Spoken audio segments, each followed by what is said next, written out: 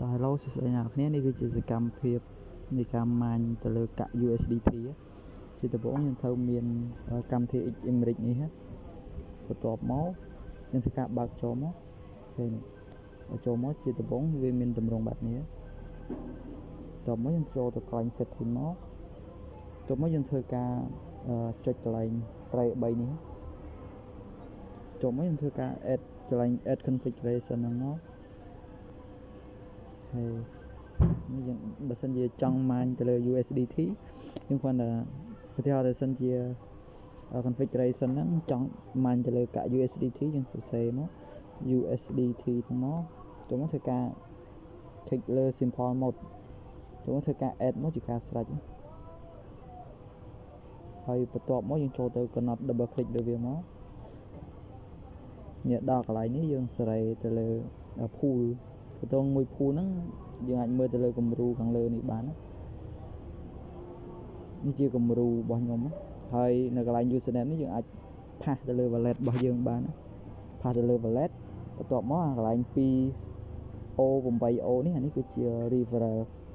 ទៅលើ referral code ឥឡូវយើងបំពេញហើយយើងទៅធ្វើការមាញទាំងអស់គ្នានេះខ្ញុំ click នៅលើអានេះដែលខ្ញុំបានកំណត់ហើយតោះមកខ្ញុំគ្រាន់តែចុចទៅលើពាក្យ start មកគឺយើងធ្វើការមាញបានហើយតើតើមួយទូរស័ព្ទរបស់ខ្ញុំនេះគឺកម្លាំង live hash rate វាគឺបាន200ឬក៏300 hash rate ក្នុង1សេកង់វាកំពុងដំណើរការ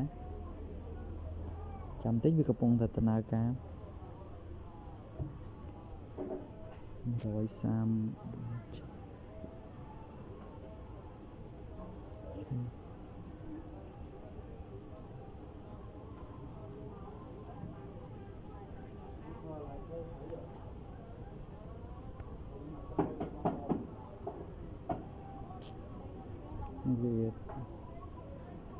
វាកំពុងដំណើរការ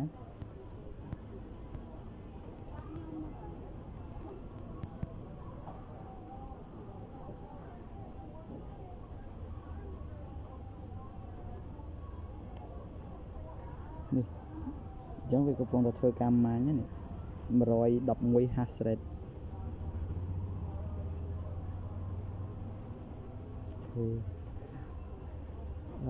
យើងអាច control វាបានតាមរយៈនេះយើងដោនកម្មវិធី Miniable ហ្នឹងមកតោះមកវាយើងនឹងឃើញកម្លាំងមាញរបស់យើងនេះជាចំនួនទឹកលុយដែលខ្ញុំមាញបាន